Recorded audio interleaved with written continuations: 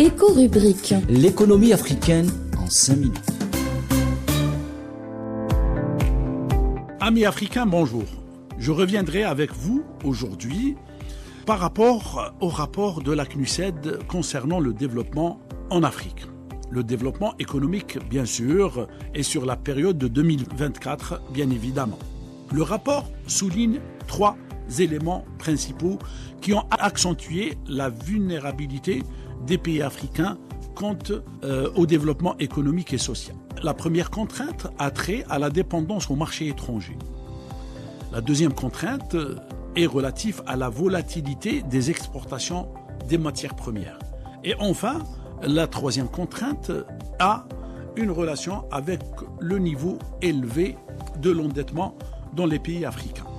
Mais le rapport met en évidence un élément important, c'est les crises interconnectées et les conflits géopolitiques qui se sont produits après 2019 déjà. Alors que tout le monde tablait à ce qu'il y ait une maîtrise et une baisse des conflits dans les territoires africains, c'est le contraire qui s'est produit. Et des foyers de plus en plus importants de conflits et d'instabilité ont été enregistrés, ce qui a retardé sérieusement les processus de diversification économique, les processus de construction d'espaces communs et les processus de développement des échanges intra-africains. Ceci dit, nous verrons aujourd'hui les 3 points et nous examinerons les 3 points en détail dans cette émission et dans les 2 émissions à venir.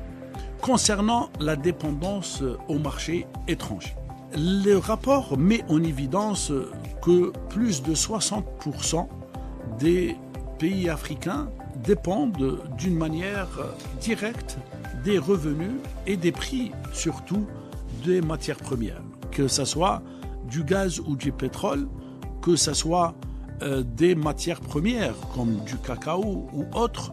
Les pays africains sont directement impactés par toute fluctuation des prix sur les marchés internationaux. Ceci impacte les revenus des pays et hypothèque généralement les politiques mises en place par ces mêmes pays pour justement diversifier de leur économie. Quand on ne dispose pas d'assez de moyens financiers, il est tout à fait normal que les difficultés financières, quand affectées pour améliorer des infrastructures nécessaires aux échanges, nécessaires à la production, nécessaires à l'amélioration des taux d'intégration, donc ces affectations budgétaires, il est tout à fait normal qu'elles connaissent une découpe draconienne.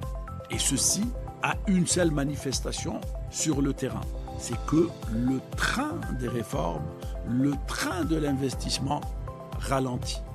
Parfois, ce même train fait des arrêts. Mais ce ralentissement ou ces arrêts ne peuvent avoir que des effets néfastes sur les logiques économiques et sur des investissements qui avaient pour objectif de réduire des coûts et d'améliorer des performances. D'où une dépendance grande au marché étranger qui se répercute négativement sur les logiques de gestion budgétaire et sur les logiques d'investissement. Nous parlerons et nous détaillerons les autres éléments lors de nos prochaines émissions.